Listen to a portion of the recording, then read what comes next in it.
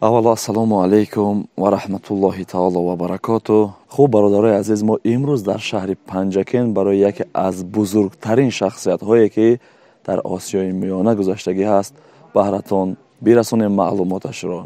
мо алҳол дар деҳаи Мазори Шариф қарор дорем ки ба дидани Хоҷа Муҳаммади Башоро омада ҳастем. 1100 сол аз гузаштани ин шахсияти бузургавор гузаштааст. ана мақбарае ки шумо мебинед 1100 сол шуд бунёд кардани ана ҳамин мақбараро. инро мисол бар хишти пухта чиндагӣ аст. дар Осиёи Миёна якумин ҷо ба ҳисоб меравад ки 25 ба 16 ва аллоҳу аълам амин ҳаҷви ҳамин мақбара ҳаст. дар Осиёи Миёна якумин ҷо аст ва таъхонаи ҳамин бисёриёш суфиёро ҳар гапҳое мегӯянд, ҷои суфиҳое буд ки зикр мекарданд, яъне ки тариқаи нақшбандия дар ҳамин ҷо вуҷуд доштаг. Хоҷа Муҳаммади Башоро миллаташ араб аст ва дар ин ҷо ки омада мақбарааш аст, мисол дар ин ҷо вафот кардааст. ягон наздикони ин дар Тоҷикистон нест ба ҷуз худаш, на занаш, на ҳамсараш, на дигараш. Хоҷа Муҳаммади Башоро яке аз бузургтарин ровиёни ҳадиси набавӣ мебошанд. баъзеҳо ин шахсиятро ба ҳайси саҳоба медонанд аз рӯи чӣ? Аз рӯи қадру манзарати ҳамин шахсияти бузургавор. вагарна соле ки ин шахсият таваллуд шуд 782 ки он вақт ин саҳоба набуд, яъне ки расули акрам саллаллоҳу алайҳи васалам он вақт вафот карда буд. ин баъд аз расули худо саллаллоҳу алайҳи васалам омадааст. ин шахсияти бузургавор чандин китобҳое дорад ки алҳол иншоаллоҳ баҳратон ҳамаи китобҳояшонро номбар мекунем ва чандин хислатҳое ки дар ин шахсият гузаштааст қисса мекунем. шумо метавонед ба ҳазар тамошо кунед. хуб, ногуфта намонад бародарои азиз ки ин деҳае ки имрӯз мо ҳастем, Мазори Шариф, зодгоҳи Лоиқ Шералӣ ҳам дар ан ҳамин деҳа аст ва ҷасадаш дар Душанбе ҳаст ва музеяш дар ана ҳамин деҳа ҳаст. иншааллоҳ вақт шуд бо он шамъанавор гирифта баҳратон нишон метиҳем. иншааллоҳ ҳозир дар бораи ин шахсияти бузургавор маълумотҳоро баҳратон пешниҳод кунем, то ки бишиносем ки ин шахсияти бузургавор кӣ ҳаст. миллаташ араб аст, алҳамдулиллоҳ дар Тоҷикистони мо ҳастанд. хуб, ин чизое ки шумо мебинед асри 10 аст. мақбараи ҳамин сохтмони ҳамин мақбара дар асри 10 шудагӣ ҳаст, 1100 сол пеш. оро дорегина барои мен баъзе муаррихҳо ина пештоқи замони темуриё мегӯн. ин тоҷикони бобоҷон ғафуров ба ина мисол пештоқи қабл аз темурӣ эътироф кардем ки ин чиба ки 1342 ба инҷа шудагӣ аллакайда. агар ҳисоб кунем 6-7 солаги Амир Темур ба аллакай инҷа шудагӣ. барои ин баъзе чизое ки ҳаст, ин чизо Самарқанд такрор шудагӣ. ман сутун шояд зинда ва ранг кардагӣ. баъд нараи катиби болои сутун Ал-Мулку-Лиллоҳ, ин ҳама бинои Самарқанд ба ҳаст.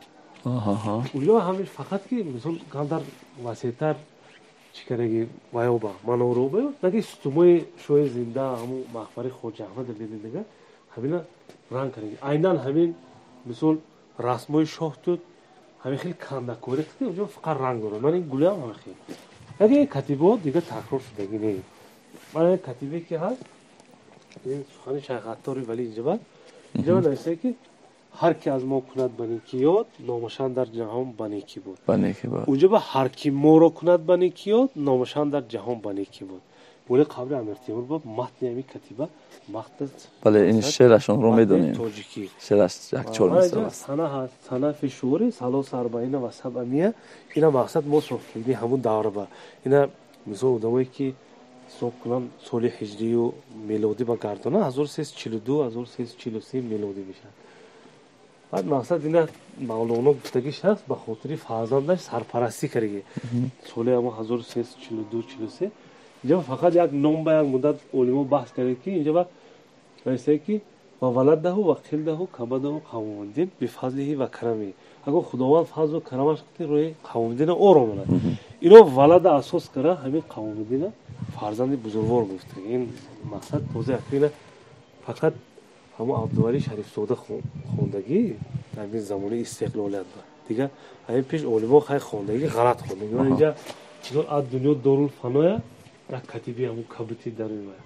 از دنیا دلول فیتن خوندگی مثال و رمز اورویا هست بوله در بعضی سنت هایی که از دیگه دین و دما گذشتگی آمیخته اومدگی. من این استوری هشگوشم استفاده بردگی اینجا با مثال گلی لاله این رمزی شهادت خودش به خاطر همین بزرگوار رو در نظر دارم. خب برادرای عزیز، این نقشهایی که در اینجا میبینید اینجا همش معنا دارد و نوشته جاتها هستند در اینجا. این همه خیلی نقشهایی که در اینجا کشیدگی هستند به مثل گل بعضی ها میخوام ببینن که گل از گفته، نه برعکس اینجا در نوشته جاتها هست و چندین معناها دارد. آرامگاه محمدی بشارا در جانب شرقی روستای مزار شریف شهر پنجکن واقع است. دهه به افتخار مقبره خواجه محمدی بشارا مزار شریف نام گرفته است. محمدی بشارا یکی از بزرگترین راوی حدیث نبوی و کلام الهی می باشد. زمان زندگی ایشان سالهای 782 866 را در بر می گیرد. محمدی بشارا در زمان خلافت عباسیان که خلیفه محمدی مهدی سال 108-169 هجری پدر هارون الرشید بود به دنیا آمده است. بنابراین از نظر ابو طاهر خواجه سمرقندی که فرموده است محمدی بشارا از تابعینند صحیح نبوده، چون محمدی بشارا هیچ یک از صحابگان رسول خدا صلی الله علیه و سلم را دریافت نکرده است و نظر یکی از تابعین یحیی قطان دانش اندوخته است. به این سبب او را از اهل تابعین باید دانست. صاحب کتاب تذهب الکمال فی اسماء الرجال آورده است که محمدی بشارا از 72 شخص معتبر حدیث روایت کرده است. انا همین درخت که میبینین با واسطه همین مقبره را ساختگی هستند. 1100 سال از بین گذشتگی است. خیلی قاق ایستادگی است. 1100 ساله درخت انا همین است. از جمله ابراهیم ابن عمر ابن ابو وزیر، امیه ابن خالد، خالد ابن حارث، عبدالرحمن ابن مهدی، محمد ابن جعفر غندر، وقی ابن جراح، یزید ابن زوری، ابو هاشم المزحومی، ابو بکر حنفی، یحیی ابن قطان و غیره. البته در وطن ما بسیار شخصیت های بزرگ وجود دارد که شاید که بعضی ها نداند و با خواست خداوند انشاءالله هر یک اینها را بهر شما معلوماتشون میتیم. خدا خواهد بدونید که در وطن ما چگونه شخصیت های بزرگ خواب هستند.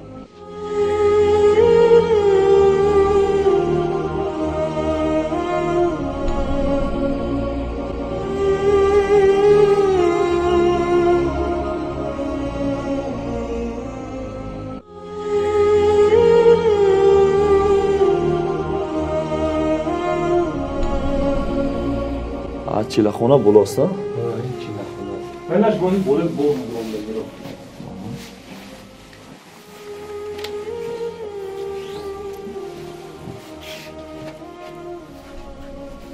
من این چیلخونه از میزان سمرقند دیگه همون شوی زنده با حرکت تعمیر کردگی این گشتگوری هم این چیزی ایلوه شدگی اینجا با اینا هم تو خیش بودگی.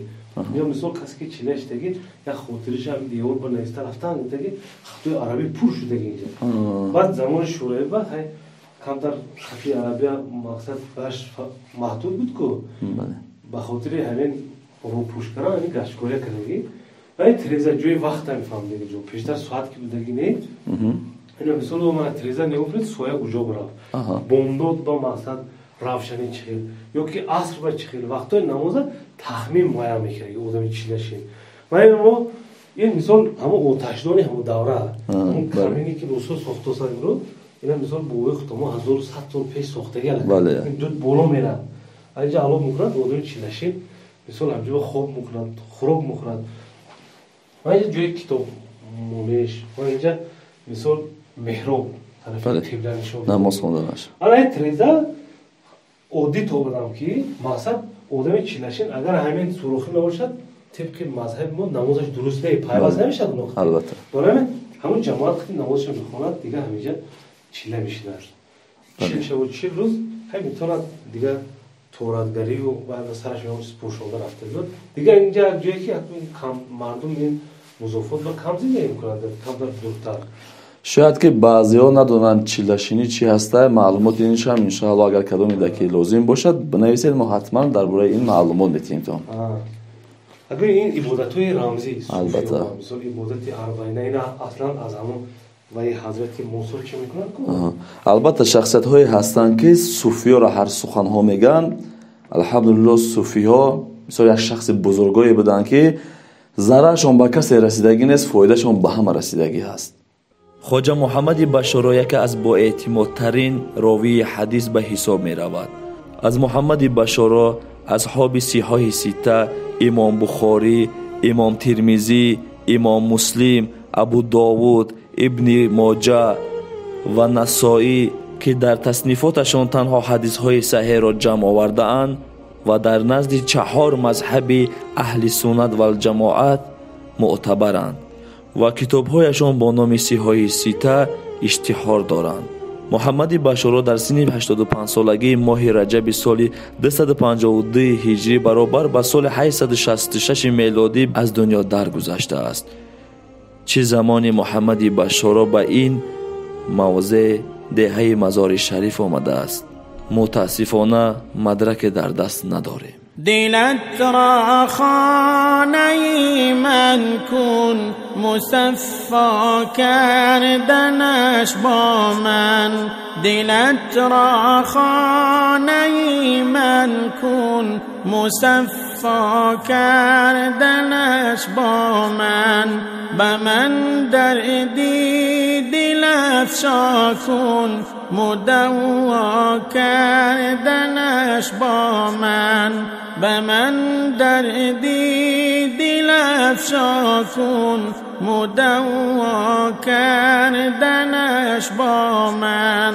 بی افسون قطره اشکی که من هستم خریدارش.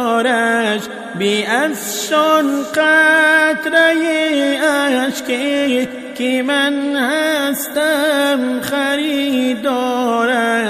بیاور ذره اخلاص که دریا کردنش با من.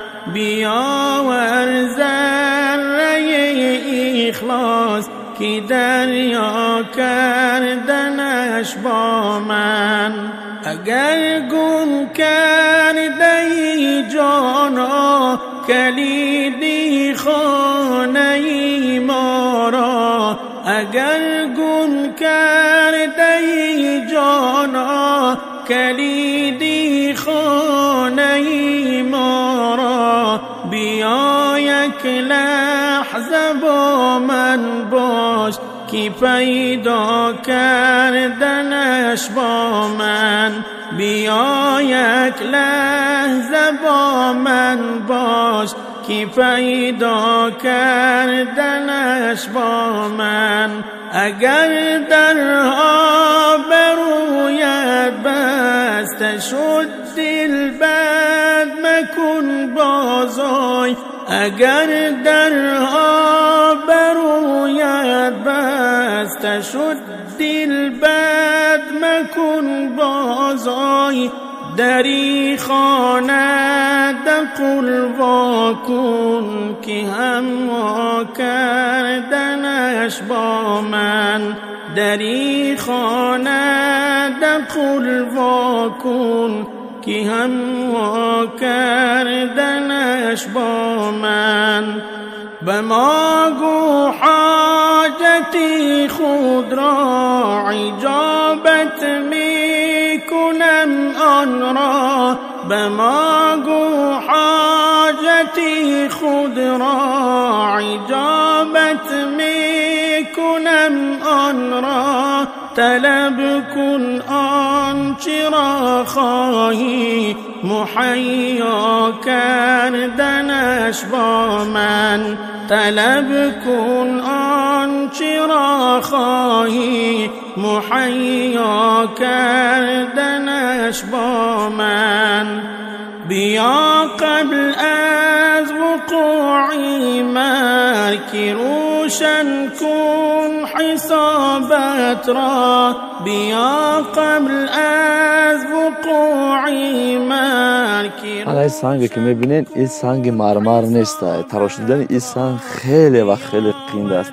سوره اخلاص در اینجا نوشتگی هستند، خیلی و خیلی مشقت دارد و این قبرستانی هست با شرافت این بزرگوار در اینجا با بعضی معلومات ها که در اینجا کسی نمیرسند و این ارچه هایی که در اینجا هستند همه اینها خود برآمدگی هستند، یعنی که اون کس نشینونده است. چون هم که برآمده چه جای زیبا و با هوای فوران بوده است. از رحمت اگر عمری گناه کردیم، مشو نومید از رحمت، تو توبه نامه را بنویس که امضا کردنش با من. تو توبه نامه را بنویس که امضا کردنش با من.